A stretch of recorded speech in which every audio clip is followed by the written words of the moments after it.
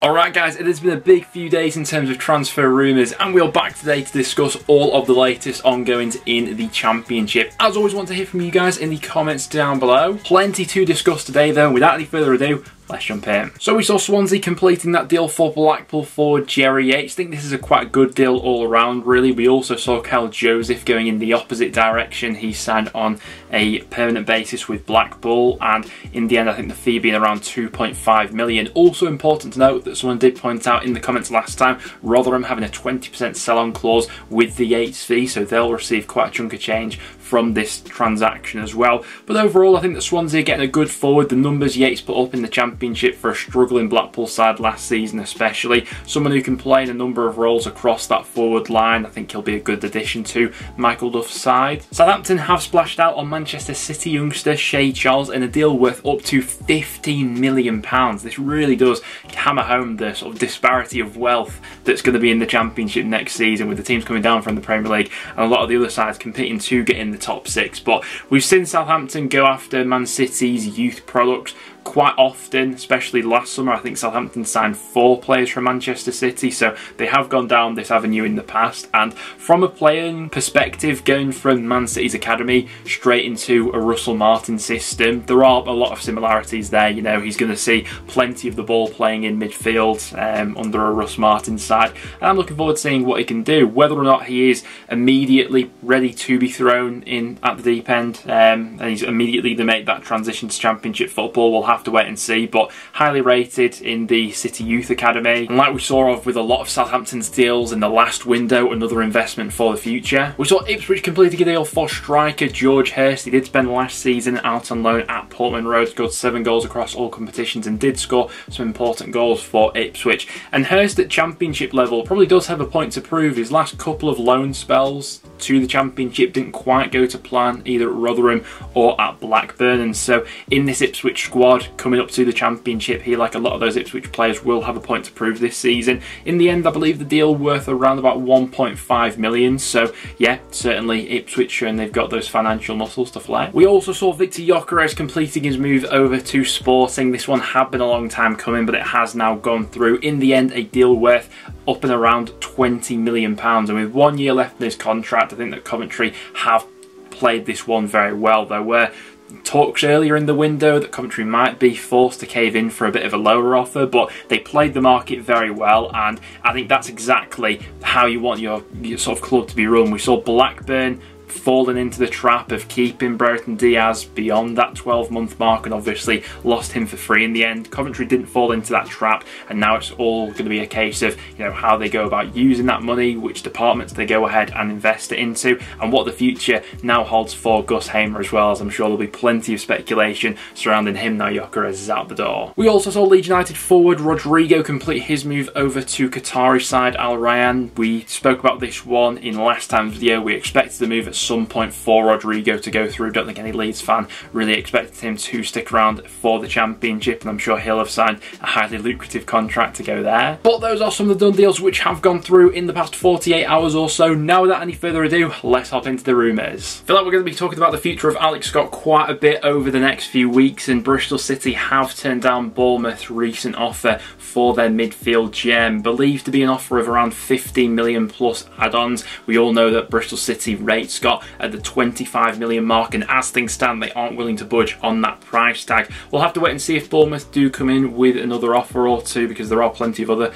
Premier League suitors that would be willing to take the midfielder at the right price. It remains to be seen if anyone's willing to commit that 25 million. Previously, Wolves had an offer of around 18 million rejected by Bristol City, and as some local journalists from Wolves have reported, they've actually pulled out of the race to sign him for the time being. So Bournemouth still in a position where they could go in with another offer, but I'm sure a few other Premier League clubs will pick up their interest because of that. Another Bristol City midfielder, or former one I should say, Massengo, is being linked with a move to Leeds United at the moment. Leeds are said to be big admirers inquiries of the French midfielder, who is currently a free agent and looking for his next club. Now, Leeds aren't alone in their pursuit of the 22-year-old. Clubs from around Europe are interested. I wouldn't be surprised if he made a move back to France, to be honest, but it's an interesting situation. Quite sad in the end, really, how he left Bristol City. Obviously, he wasn't willing to commit seemingly to a new long-term deal with the club, so was ultimately frozen out by Nigel Pearson and then spent the second half of last season out on loan in Ligue 1. Now, whoever does end up with Massengo will owe Bristol City a little bit of compensation, but nowhere near the sort of 7 million that Bristol City originally paid for him, included with add-ons and things like that. I still think there's a top midfielder in there. Whenever I saw him come up against Preston, I always walked away from that match being really quite impressed with him. I think he's got the ability to run and dictate a game of football at championship level, and at 22 years old, I still think there's so much untapped potential there. As of recording, Birmingham midfielder Tahith Chong is on the verge of completing a move to Luton Town. By the time you guys are watching this, it may be even more advanced. Now, the current reports are suggesting that there will be a fee of £5 million guaranteed to Birmingham, with add-ons of potentially up to 10 million. Now, I honestly think that both clubs could be getting a decent deal here. There's every chance that Chong continues to develop over these next few years and grows into the player that, you know, Man United initially thought perhaps, and that Birmingham have definitely seen flashes of. But as of right now, Birmingham are ultimately flipping a player for quite a healthy profit after just 12 months at the club on a permanent basis. And Luton are getting a decent player in return who's definitely got potential to go on and improve at just 23. I do have a few reservations over whether he is a difference maker at Premier League level. At this stage of his career, he got 4 goals, 5 assists for Birmingham last season. I certainly think there's the potential there, and, you know, if we're going to go ahead and put our trust into any recruitment strategy team, it would be Luton Town, because they've absolutely smashed it over these last few years. A deal to go ahead and soften the blow for Birmingham will be Siriki Dembele. It does seem as if they've got him in through the building, and as of recording, does look as if a deal will be going through. I think this is a really positive move for Birmingham. Of course, they've just had the great news of the ownership and everything like that. Well, now adding a player like Dembele definitely softens the blow of losing a player like Chong. He'll be coming over from Bournemouth. He spent the second half of last season out on loan in France, and to be honest, since making that move over to Bournemouth, hasn't really played that much football. He was one of the many players that Bournemouth signed in that January 2022 window when they ultimately went on to be promoted. But Dembele, from his time at Peterborough especially, I think he is a game changer at this level. Such a agile and nimble and direct threat, can go past a man, make things happen, and ultimately he's the sort of player that gets you up and off your seat, and I don't think that Birmingham have enough of those players. So the potential of him and Mayoshi on either side perhaps, I think is really exciting for Blues fans. He's got a bundle of pace and trickery about him, and despite the fact he's not played that much football since making the move over to Bournemouth, I think this one is a really exciting deal for Birmingham. And as of recording, it does look as if a deal for Aaron Ramsey to Cardiff will go through. Ramsey reportedly had a big money offer on the table from Saudi, but it seems as if he's got his heart set on the move back to Cardiff. And I'd be lying if I said I wasn't intrigued by this move. I am a little bit excited to have a player of Ramsey's quality and reputation in the Championship. I only think is a good thing for the league in general. Also, considering the fact that Cardiff are having to be really creative this window because they're exclusively relying on loan deals and free transfers to get a player with Ramsey's experience, I also think is an exciting one as well. There's definitely the case to be had that Cardiff will have to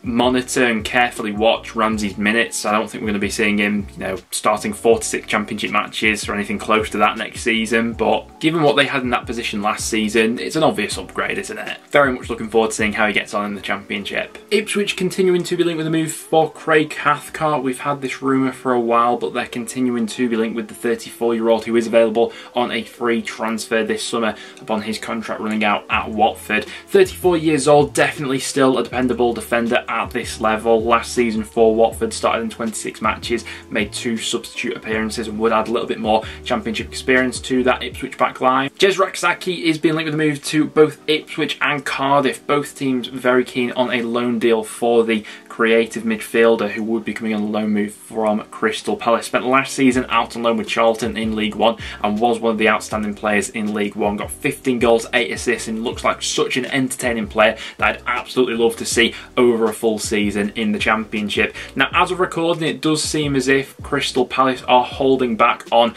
sanctioning a loan move for him right away, as they themselves are looking to add to their squad before they let a youngster like Raksaki go out on loan. Bundle of potential and energy though, and I mean, you can see why both Ipswich and Cardiff are interested. Austin Trusty is another player being considered by Ipswich at this point in time, along with Birmingham, who I'm sure will be more than keen on getting the Arsenal defender back on a permanent basis. Last season, I included him in my lone Championship team of the season. Thought he was absolutely brilliant for Blues, and you can understand why there is a bit of interest at the moment. I think the Rangers were previously linked, and there have also been a few sides from around Europe also considering a move. And we've got plenty of speculation going on around Sunderland forward Ross Stewart. Such an interesting situation with the 27-year-old right now.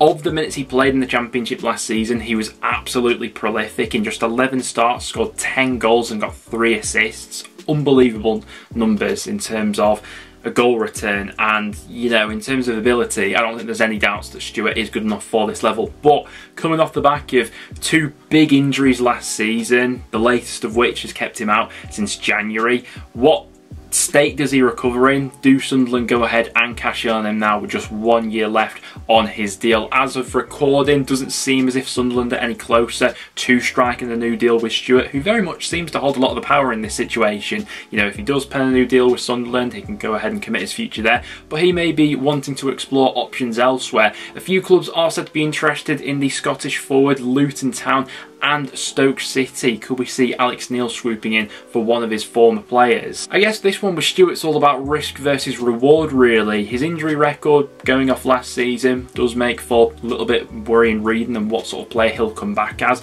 but in terms of the numbers he put up, and not just that but the overall performances as well, if you project that over an entire season, you've got one of the most prolific players in the Championship on your hands perhaps. So it's a difficult situation for all involved at the moment. Sunderland fans, I'd like to get your verdict on this one down below. How do you realistically see this saga ending come the end of the window? Will Ross Stewart still be a Sunderland player? Manchester City youngster Cole Palmer is attracting plenty of interest at the moment. It was previously reported that Pep could be willing to sanction a loan move for the youngster this season to go ahead and accelerate his development really. Obviously not getting that many first team minutes at City right now. The likes of Leeds, Preston, RB Leipzig and Rangers have all been linked. Be very surprised if he ends up at Preston, if I'm honest, especially after the signings of Mads Jensen and Holmes. I think that we were maybe interested a bit before that, but either a top side in the Championship or even a Premier League loan move, I wouldn't be surprised if that was on the cards. Swansea City being linked with a loan move for Brighton goalkeeper Carl Rushworth. Now this one would make sense. Goalkeeper has been a bit of a problem position for Swansea over these past couple of seasons, and someone like Rushworth is highly rated. He's just coming off the back of a very successful loan spell with Lincoln in League One. Kept 17 clean sheets in League One last season, boasted a very good save percentage in that time as well. And generally speaking, looking at his progression in terms of his recent loan spells, season before that spent at Walsall, last season obviously with Lincoln in League One, the next logical step for his development would be a loan move out to the Championship. I can certainly see why a club like Swansea would be interested. Sticking with Swansea, it's also expected to be quite a busy week when it comes to the future of Joel Perreault. Currently being reported that Swansea are bracing themselves for a few offers to come in. We're expecting a little bit more movement on this front over the next few days. Only got a year left to run on his contract, but been such a classy operator in the Championship over these past couple of seasons. He is a 20 goal a season striker whilst also offering great creative numbers on top of that as well. And after Swansea have seen the money that Gyökeres has gone for, they'll reportedly use that as the guide to price up what Perreault's valued at. Jack Hunt's certainly a defender who has been around the block, and he's been linked to plenty of clubs at the moment as he searches for his next team upon his contract expiring with Sheffield Wednesday. In the Championship, the likes of QPR and Huddersfield have both been linked, although local press from Huddersfield have gone ahead and denied the links and have said that he's not a player who Huddersfield are reportedly looking at right now. Well guys, there you have it. That will wrap it up for today's video. Thank you very much for tuning in. If you did go to enjoy, make sure to leave a like and do get your comments down below and the other transfers that you've seen going through and any other rumours popping up as well. Do let me know. But apart from that guys, thank you very much for tuning in and I'll see you all in the next one.